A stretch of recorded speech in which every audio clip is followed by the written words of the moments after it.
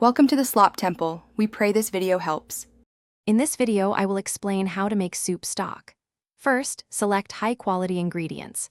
You'll need about 2 to 3 pounds of bones, such as chicken or beef, along with aromatic vegetables like carrots, celery, and onions.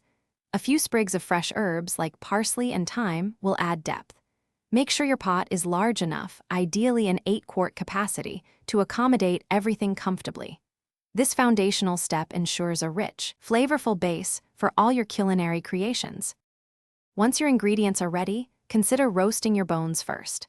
A quick 30-minute roast at 400 degrees Fahrenheit will significantly enhance the stock's flavor and color.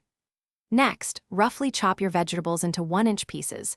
Precision isn't key here, just ensure they are uniform enough to cook evenly.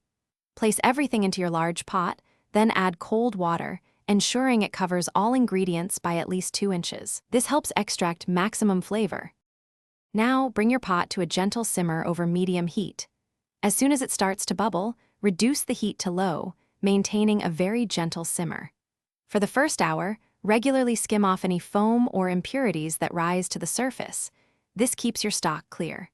Continue simmering for 4 to 6 hours for chicken stock, or 8 to 12 hours for beef stock, allowing all those wonderful flavors to meld beautifully.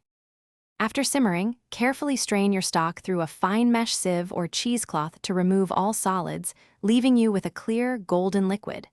It's crucial to cool the stock quickly. You can use an ice bath for this.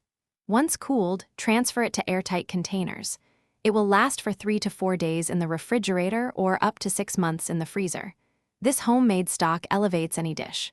Also, check the description for a link to the new Kindle Paperwhite and other great deals.